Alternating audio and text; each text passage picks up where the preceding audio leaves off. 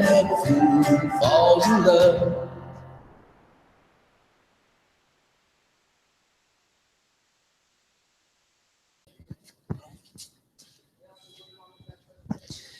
Good morning, 1 Million Cups. How is everybody? Good, good.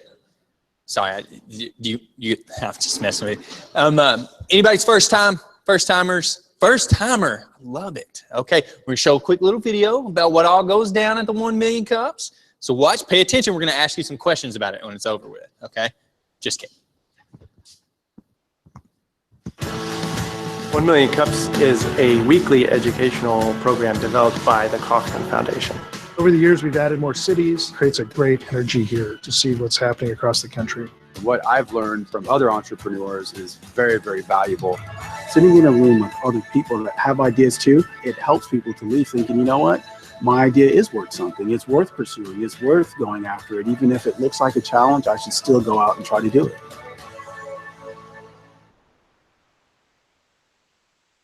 Awesome. So now you get you know it. You got the idea. That's what it's all about. So we got a great presenter today, but we'd like to thank our sponsors first: the Kaufman Foundation, the Innovation Hub, the ASB TDC, Leva's Coffee. Big thanks to all the sponsors. Show us some love. Check in on that 1 Million Cups app. If you got the app, go ahead, check in on that bad boy, and get on the Twitters and the hashtags and the killing it and all that jazz. So without further ado, we've got Asad Nawaz. I nailed it. You know what? Clutch. For the USPTO office. That's the United States Patent and Trademark Office. So without further ado, Asad, come on up. Sure. Thank you very much. Well, good morning all. I hope you guys are well caffeinated and ready for my boring talk. My talk is going to be a little bit different for you guys because we don't sell anything. We're really here for you guys. We want you to kind of think about intellectual property and how that can enhance your businesses, that can enhance your ideas, protect your ideas, things like that. I'm actually from headquarters in Alexandria, but I'm representing the Texas regional office. I'm on loan there for a year. So, and a lot of you guys probably don't know that there is a United States Patent and Trademark Office presence in Texas, and that is actually the regional office that serves Arkansas. So we'll kind of go into that, and then I'll hang around afterwards for quite a bit. If you guys have specific questions, things you're dying to ask, I would love to answer those. I'm a research supervisor at the Texas Regional Office. I have been with the office for a baker's dozen, 13 years. I've served many roles there. I've been an examiner. Right now I'm a supervisory examiner. I'm also a research supervisor. I've been a lead trainer. I've trained more than half a dozen classes, patent law for new examiners, IP experienced examiners as well. Just a little quick tidbit on why IP is so important to the U.S. economy. It's about 1/3 of the U.S. GDP, as you can see, a little more than that. A lot of money to be made in IP. Really, I mean, that's kind of one of the driving factors. You know, you guys are in startups, businesses. The one thing that can really enhance your business, get you entry into a market would be the way to elbow your way into it would be through IP. That really sets you apart from a lot of the other companies that you'll run across, your competitors. IP and the Texas economy. I just want to show you this because Texas is the biggest state in our region. Our region comprises of a couple of states, Arkansas, Alabama, Mississippi, Louisiana, Oklahoma, New Mexico, and of course, Texas. Here, if you notice, and this was on a timer, if you notice, all these numbers that we're talking about billions with a B. We don't talk in millions when it comes to IP. Okay, so all the revenues, all the money, the R&D, we're talking about billions. So it really does enhance your ideas, protecting your ideas, just selling your ideas. Intellectual property can be bought, sold, traded, just like any other property. A little bit about us. This is our headquarters back in Alexandria, Virginia. And if you see right there, that's my office there. We have about 12,000 employees. We're nationwide and in Puerto Rico as well. So you may have an examiner of your application that you filed all over the place. We have seen an increase in filings, a significant increase in filings over the past couple of years. Our peak was in 2008 with our backlog. We've had about 5% increase in filings last year for patent applications, and about 50% increase over the last 10 years. Some of the priorities that we're focusing on now are presidential priorities, which are essentially protecting U.S. interests here and abroad related to IP. We do want to make sure that we touch all the underserved geographic areas, things like that. We've had an enhanced patent quality initiative going on in the office. So does anybody here have any sort of IP, patent or trademark? All right. So if you did, there are always kinks. We're always looking to see how we can improve your interaction with us, your experience with us. So we've held a lot of quality initiatives over the past couple of years, really focused on the quality. And what we've noticed is from the clarity of patent record that there was a 15% increase in improvements in the clarity of interview summaries and an increased quality. An increased quality of reasons for allowances, so you know exactly why your application is being granted as a patent. Same thing with the post-grant outcomes pilot program. That is something that the examiner is now aware of if there are any AIA proceedings going on. Regulatory Reform Working Group. This is a executive order, the 2-for-1. If you guys have heard of that, which is for every regulation that we want to add, we have to get rid of 2. And then PTAB reform, this is our judges. So if you want to appeal an examiner's decision, you go to the Patent Trial and Appeals Board, and we're looking to see how we can improve that for you guys as well. All right, let's talk about the regional offices here. The headquarters is in Alexandria, Virginia, right outside of Washington, D.C. We have 4 other regional offices. The oldest one is the Detroit, Michigan office, Elijah J. McCoy office. And the youngest is actually the Texas regional office. We opened about 1.5 years ago. We're right outside of Dealey Plaza. We're adjacent to Dealey Plaza, if you guys have ever been to Dallas. And we do serve Arkansas. And I forgot Tennessee in that list before when we were talking about the states that we serve. A little bit about us specifically. We are fully staffed as of next week. We have our last batch of examiners graduating their class and transitioning to being full-fledged examiners. We have about 100 patent examiners. We have 13 judges on site, and then we have a lot more management and support staff. The one thing that I want you to note is that we have everything that you have at headquarters. So we have public search facilities, we have examiner interview rooms, we have PTAB facilities, things like that. So anything that you think that you would need to travel to, Washington, D.C. for, you can actually get from our regional office. All right, so patent growth over time. I was telling you about how the how applications have increased over the last couple of years. If you notice, the patents, we've seen a growth in the number of patents that have been granted sharply increase. It's really going up at an exponential curve. This should be a little bit of an interesting note here, because I usually, when I give this in say San Antonio or in Houston or Austin, we talk about how Texas is really leading the region. Arkansas is well behind, but that's not for the lack of trying, right? That's actually, it's gonna be something that first we have to thank Mississippi, right? The second thing is that we wanna make sure that where there is innovation that we as an office support it, that we do provide those outreach efforts and any of the services that you guys need, so that we can drive up this number as well. Some of the places where we can provide this service, we talk about the whole IP ecosystem, right? We're talking about K-12 going to third and fourth graders, talking about child inventors, right?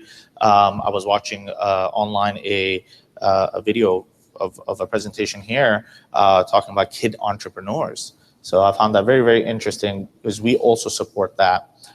We see a lot of independent entrepreneurs. We go to universities. Yesterday I was at OSU, and corporations. We traveled and talked to a lot of the corporations as well. So we go kind of the whole gamut of anybody that's kind of related to IP. We do provide some sort of services to them, and this is how it kind of breaks down. Looking at it, and again, we've only been open for about a year and a half. So these numbers are, last year we only had one touch in Arkansas. We're hopeful that we're going to get a lot more. At least we're going to tie it with my visit here, right?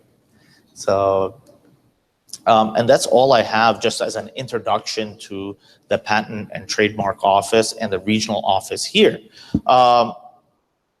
What questions do you guys have for me? You guys can ask me about anything. This was more of an intro just to the office, but if you guys have questions regarding intellectual property, patents, trademarks, any of those type of things, I would love to answer those. So if you'll just, whenever they ask a question, just repeat the question. Sure thing.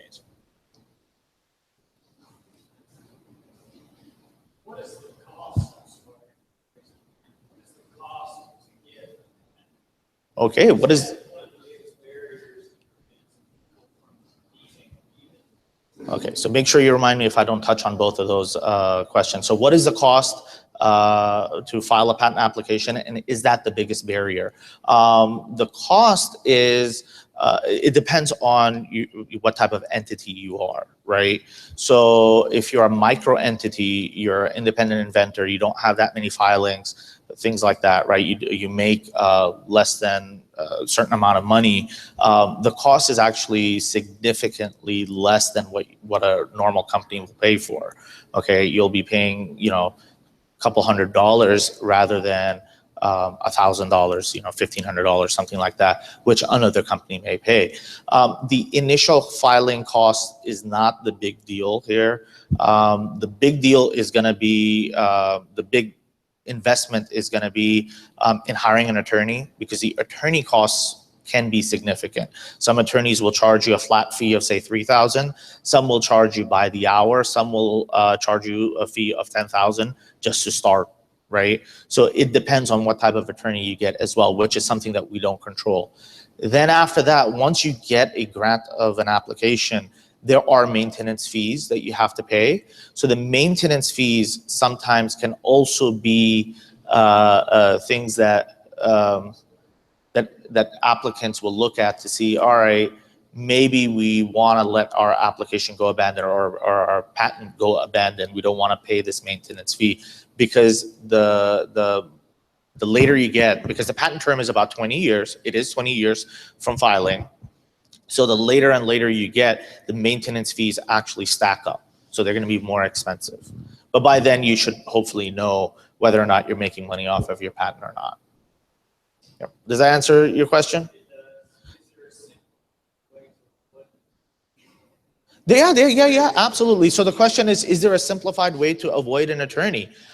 Yeah, there really is. So we have something called the Pro Se Assistance Center, Inventors Assistance Center. So what we'll do is we won't provide you any legal advice, okay? We cannot tell you, well, I've seen stuff like this, or this is how you want to tweak it. But you have to know your idea. You have to know what you want to claim. What we end up doing is we provide you with all the resources. We'll walk you through how to fill out these forms. What are the things that you need to look out for or be filing so that you can actually get the application filed. Now, once it's filed, we have a group of people that actually review cases from independent inventors that don't have attorneys. So there are a lot kinder, have a lot more patience, right? And they're used to seeing a lot of mistakes, and they can guide you that, look, as your examiner, I'm telling you, this is, yeah, you can take a lot of time to fix this stuff, but this is where I'm seeing that you may have some success, right? Suggesting those type of things, or suggesting, instead of just saying, hey, your application is rejected because you have this, well, it's got this, but this is the way to overcome it, right? This was unclear to me. This one doesn't really comport with the law. So that's one resource. The second big resource is a pro bono program, where which you actually have to apply to, and you get an attorney that will see through your application all the way through. Again, you have to apply for that program, and you can do that. Then the other one, which I really like, is the law school clinic program. So there you have law school students who actually get credit for doing for working on applications, and they work under a practicing attorney that's their advisor. So there's an advisor that oversees everything. The law school students get some experience, and you get your an attorney pretty much for free. You have to still pay your filing fees, but again, that's a drop in the bucket as compared to the attorney fees that you would normally pay. Yep. You had a question, ma'am? Yes, I'm wondering what kind of resources are available at public search facilities. Oh yeah, thank you for bringing that up. What are some of the resources available at the public search facilities? So you guys are really lucky. Why? Because you have a PTRC, a Patent and Trademark Resource Center, about 2 miles from here, maybe not even 2 miles from here, at the Arkansas State Library. There you have a public search facility, almost the same as what we have at our regional office and at headquarters. We have some terminals over there, and you have a librarian there that can actually help you search a little bit, right? So some of the things that we have there are, the main things that we actually have over there is the ability to use the same search tools that the examiner uses. You have a little bit of a drawn back version of it, but it's called Pub East, Pub West, and then Xsearch as well for trademarks, right? So you'll actually have the same exact tools that an examiner has. You'll have that terminal that you can sit at.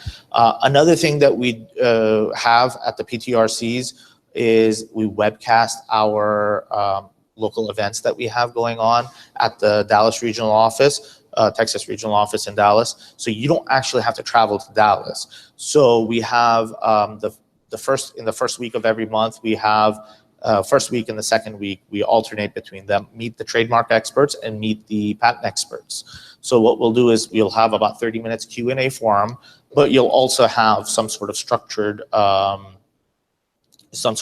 curriculum. So with patents, we talk about general just patents, how to file a provisional, what are the things that are what are the issues with those, what's a non-provisional, how to file those, and then replying to an applicant's or an examiner's office action, things like that. Yep. Yes, sir. I'll try and make this short, but I remember a few years ago, and it's probably still going, iPhone and Samsung suing each other back and forth. And from time to time, you would hear an example of something in court was cited from a Star Trek episode, where they're like, we didn't really come up with that, like voice to text or whatever it was. Like, these ideas have been out there in science fiction or otherwise, and they're suing each other over, well, but we did this thing first.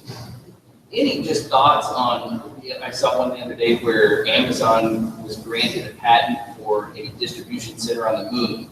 And some of these air base ones that are floating, whatever, and you go, any thoughts on when things just get so far out there but aren't yet implemented? Are people running into problems a lot these days? Is that where there's a concept that maybe somebody had an idea on but never took action on? Right. Now technology is catching up, and somebody who's unaware of that goes, hey, we can do this. Technologies have come available, and now somebody comes out of the woodworks. And says, well, I own that idea. I got a great example for you. So let me rephrase your question just generally, and then I'll touch on more of those points, and then we can chit chat a little bit about it if I didn't touch all of your points there, all your concerns. So Apple, Samsung, fighting over little nuances within a patent application, and then people filing for applications, getting patents granted, and then never using them, right? Things that are maybe not are not practical at the moment. First thing we have to understand is the claims, which are the last set of, it's just a series of one sentence statements, that sets the legal grounds for what is covered by your patent.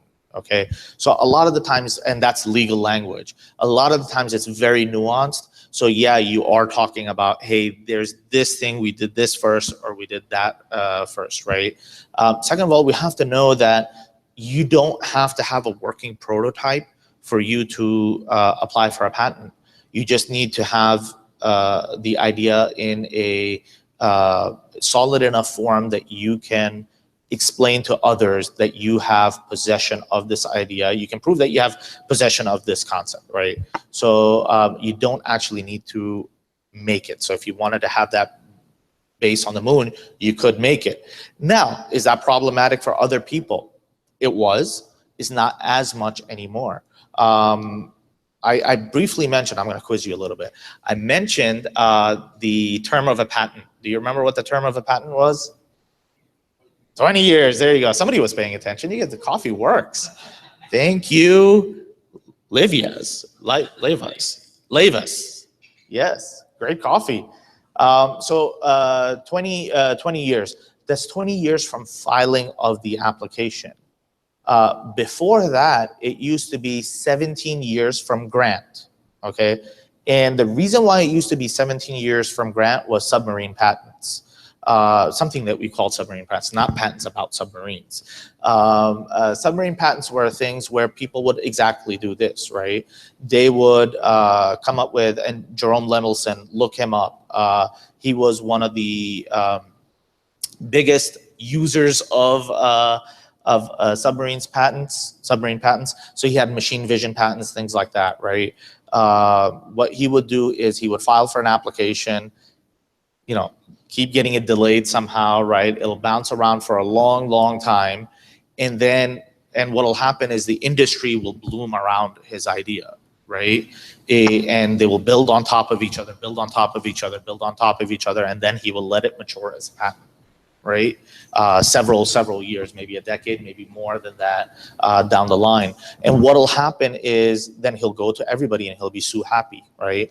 Either you shut down your whole company, this company that's making hundreds of millions of dollars, or you give me licensing fees on everything that you're making.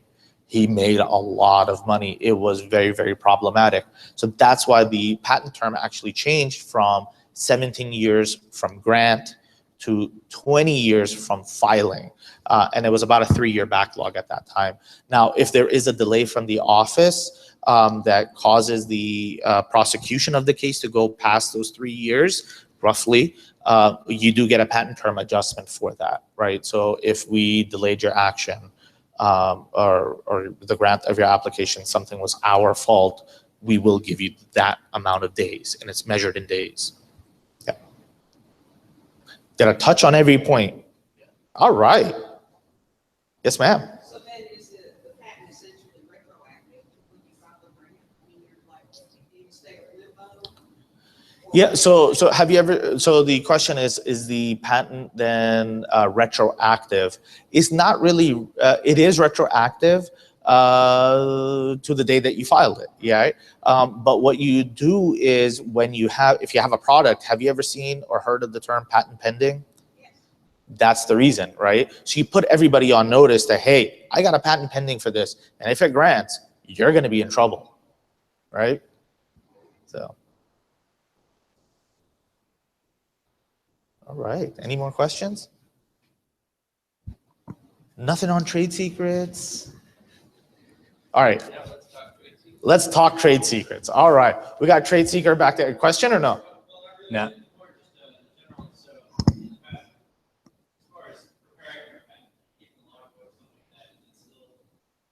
I totally missed it. One more time.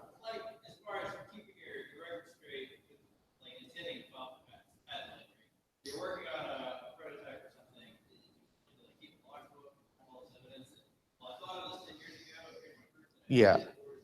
So do I need to keep a logbook when I'm inventing in preparation for filing a patent application? Absolutely, you should. You should absolutely do that because it will prove that you had possession of it. However, here's the big difference, right? What we used to have before was a first to invent system. Now we've moved away from that and we have a first to file system, okay? With a grace period, right? You get a grace period of about a year. But what that means is before what we used to have is you and I, we're gonna argue about, hey, we invented this, this baby bottle, right? We both invented it, and then we're gonna argue with each other that, hey, I invented it first, I invented it first. We'll go to court and we'll use our notes to see who can go furthest back, right? Those are pretty much called interference proceedings. Now we don't have those anymore because now it's first to file. So pretty much it's a race to see who's gonna file first, which is very important. That's the reason why if you feel that your idea is mature enough, it costs you for like a micro entity, like $65 only to file a provisional application. Provisional applications don't give you any rights, right? Any patent rights. It does stop the date for you, right? So you have up to a year to file your actual patent application from that. So I think that would probably be the best way to go. Provisional applications, but always keep notes. Yeah. Great. Well, thank you, Asad. Got one last question, maybe? Yeah. Go ahead. Yeah. Go ahead. All right.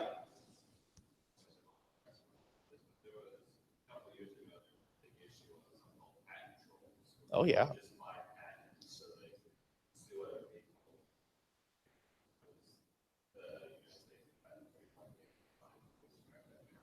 Yeah, so how are we dealing with patent trolls? Patent trolls, for those guys that don't know it, is essentially what you described it as, right? People who are hoarding patents, never actually practicing using those patents, and they're just using them in a defensive way, right? Completely legal, right? But really annoying for anybody that actually wants to change the world, right? Wants to actually practice something, provide services and products to the public. This has to be kind of tackled through legislation. We do know who are the biggest offenders of it. Internally we do take some of the precautions, but this has to go through legislation. So we've been working with Congress, and I see a camera there, so I'll stop there, but you can read my mind. Great. Well, thank you so much. We'd like to end all of the presentations with a question, and it's how can we as a 1 Million Cups community assist you and the USPTO getting the word out, or just in any way generally? Yeah, I mean, again, we're here for you guys, right? So what we really want is whether or not you guys have a need for education or any of these outreach efforts, you may know somebody that does, right? I go to career fairs for kids, right? In high schools, 3rd and 4th graders, we teach them how to make marshmallow catapults, and then we talk about why do they work, right? Things like that. We can run the whole gamut of things from the IP ecosystem that we talked about. So what we need your help in is identifying areas that you guys need help in, right? What do you guys need help in understanding? What are the topics that you want? Is it patent trolls that really interests you, that you would like to change some policy in? Or is it services that you need from us? Help us identify those and invite us out here. I like Arkansas. Well, thank you, Asad. I appreciate it. I think you're going to hang around to answer some questions, maybe talk some more after everything. Absolutely. So, I'll be here for a bit. All right. Well, thank you. Very Round of applause, everybody. Thank you. And just a quick review, there will not be a 1 Million Cups on May 10th. We've got the Makers Fair here at the Innovation Hub. So, yay, look at that. Does anyone not know about Makers Fair? Oh my goodness, let me tell you. So this is an all-day festival that we have on May 13th this year. This is our 3rd one. And in the past, we've had it in this building and all of the surrounding parking lots with 2,000 of our closest friends. So this year, we are taking it down to the North Shore River Walk. So that Broadway Bridge construction is completed, hooray.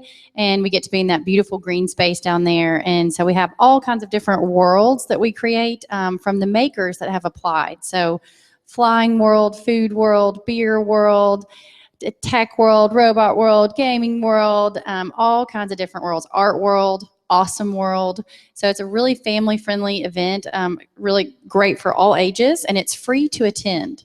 So if you don't have anything going on this weekend, and even though it's Mother's Day weekend, your mom would probably like this because there's all kinds of things that you could buy for her at Maker's Fair. So come to Maker Fair and check it out. We'd love to see you, and if you want to volunteer, this is a past volunteer t-shirt. And we're making these here at the Innovation Hub because we can. Super fun. So you can buy t-shirts too and all kinds of great stuff. We would love to have you. But in preparation for this event, next Saturday, we will not have 1 million cups because we are just crazy getting ready for this. So we're just going to pause for a minute and we will be back the following week. So hope to see you back here for that 1 million cups. Thank you.